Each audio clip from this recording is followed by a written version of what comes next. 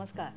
27 ऑगस्टला गणेशोत्सव सुरू होतोय. 27 ऑगस्ट ते 6 सप्टेंबर या काळामध्ये नेहमीप्रमाणे निर्मल विसावाने हीलिंग आणि मेडिटेशन प्रोग्राम आणलेला आहे. त्याच्याविषयी माहिती देणारा हा व्हिडिओ.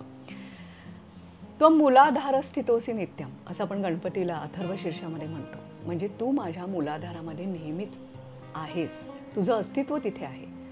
आपण गणपती ही देवता कशा करता बरं पुजतो? आपल्याला ज्ञान मिळू दे, चांगली बुद्धी मिळू दे. हे ज्ञान आणि चांगली बुद्धी मिळण्याकरता आणि मुळामध्ये माझं मन स्थिर हवं, शांत हवं. कुठल्याही भावनेच्या आहारी, कुठल्याही मागच्या अनुभवांमुळे एकदम गांगरून जाऊन मी कुठलाही निर्णय घेता कामा नये. माझी जर बुद्धी स्थिर असेल, शांत असेल, तर मी तर्काने आणि बुद्धीने, शांत डोक्याने निर्णय घेऊ शकतो. आणि मग असे घेतलेले निर्णय हे आपल्याला आयुष्यामध्ये स्वप्नपूर्तीचा आनंद देतात, सुख देतात, समृद्धी देतात. पण मग ह्या सगळ्याचा मूलाधार चक्राशी काय संबंध? हो आहे ना, सांगते की. या मूलाधार चक्रामध्ये जो गणपती आहे त्याच्याविषयी आपण आता जाणून घेतलं, बरोबर? तसंच मूलाधार चक्राचं दुसरं महत्त्व आहे की मूलाधार चक्र हे स्मृतींचं केंद्र आहे. कसल्या स्मृती?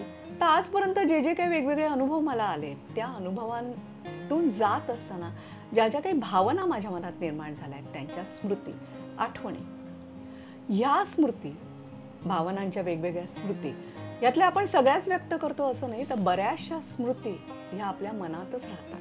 त्या सगळ्या ज्या भावना आहेत त्या आपल्या मनातच जतन होत राहतात, आपल्या पेशींच्या स्मृतींमध्ये जतन होत राहतात. आणि मग जेव्हा आपल्याला निर्णय घ्यायचा आहे, कुठली कृती करायची आहे, कसला विचार करायचा आहे, तर त्याचा प्रभाव, त्या स्मृतींचा प्रभाव नकळतपणे आपल्या व्यक्तिमत्वावर, आयुष्यावर सगळ्या बाजूने पडतो. मग या स्मृतींमुळे काय होतं, तर त्याचा जर निगेटिव्ह परिणाम आपल्या आयुष्यावर पडत असेल, आपण गांगरून जात असू, सतत भीती वाटत असेल, असुरक्षित वाटत असेल, निर्णय घेता येत नसेल, तर त्या स्मृतींचा आपल्या मनावर निगेटिव्ह परिणाम झाला आहे हे आपण ओळखू शकतो. मग ह्या मूलाधार चक्रांमधल्या या स्मृतींचं संतुलन आणि शुद्धीकरण करण्याकरता म्हणून निर्मल विसावा हीलिंग सेंटर नेहमीप्रमाणे मेडिटेशन आणि डिस्टन्स हीलिंग प्रोग्राम घेऊन येतो. ही जी डिस्टन्स हीलिंग असतात ती सेवा डिस्टन्स हीलिंग म्हणून मी करत असते. सेवा डिस्टन्स हीलिंग म्हणजे 6 सप्टेंबरपर्यंत जी काय 11 दिवस गणपती आपल्या घरामध्ये असणार आहे, जो गणेशोत्सव आपण साजरा करणार आहोत, त्याच काळामध्ये तुमची मी डिस्टन्स हीलिंग करणार आहे, मूलाधार चक्राची डिस्टन्स हीलिंग करणार आहे. आणि त्या 11 डिस्टन्स हीलिंग करता तुम्हाला नाममात्र 698 रुपये एवढं शुल्क द्यायचं आहे. या डिस्टन्स हीलिंगमुळे काय होईल, तर तुमचे मूलाधार चक्राची जी ऊर्जा आहे त्याच्यावरती जो काही नकारात्मक प्रभाव पडलेला आहे या स्मृतींचा, त्याचं शुद्धीकरण आणि संतुलन करण्याचं काम होईल. आणि हो, आणखीन एक महत्त्वाची गोष्ट अशी की 26 ऑगस्टला म्हणजे गणपती याच्या आदल्या दिवशी रात्री 9 वाजता आपण एक मेडिटेशन प्रसारित करतोय यूट्यूब चॅनलवर, वृषा लिहिलेले यूट्यूब चॅनलवर. ते आहे मूलाधार चक्राचं शुद्धीकरण आणि संतुलन करणारं मेडिटेशन. इहार आणि अहिरा हे जे बीजमंत्र आहेत, त्या बीजमंत्रांच्या सहाय्याने 21 वेळा स्वयंसूचना आपण मूलाधाराकरता उच्चारण केलेलं आहे. ते मेडिटेशन तुम्ही फक्त ऐकायचं आहे. या 11 दिवसामध्ये तुम्ही ते मेडिटेशन ऐका, जेणेकरून जास्तीत जास्त लाभ तुम्हाला मिळेल ह्या सगळ्याचा. आणि हो, तुम्हाला माहितीच आहे आत्तापर्यंत की पूर्वस्मृती हिलिंग पद्धतीची आधारित जी मेडिटेशन्स आहेत ती तुम्हाला फक्त ऐकायची असतात. आणि ते यूट्यूब चॅनलवर ते मेडिटेशन कायमस्वरूपी असणार आहे, त्यामुळे त्याच्यानंतरसुद्धा तुम्ही ते ऐकू शकता.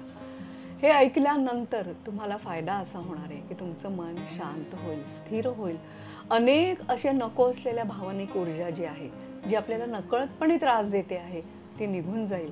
अनेक अव्यक्त भावनांची स्मृती निघून जाईल आणि मूलाधार चक्राच्या ऊर्जेचं शुद्धीकरण आणि संतुलन होईल.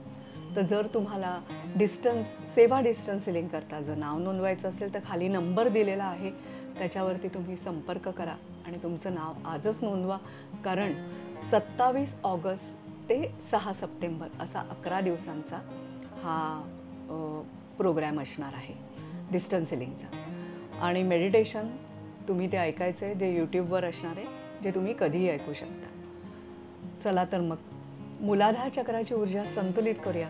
आपल्या सुख समृद्धीसाठी लागणारं ज्ञान आपण बाप्पाकडे मागूया आणि अशा हिलिंग मेडिटेशनच्या आधाराने आपल्या आयुष्यात सुख समृद्धी येण्याकरता आपण एक वेगळी गणेश आराधना करूया. धन्यवाद.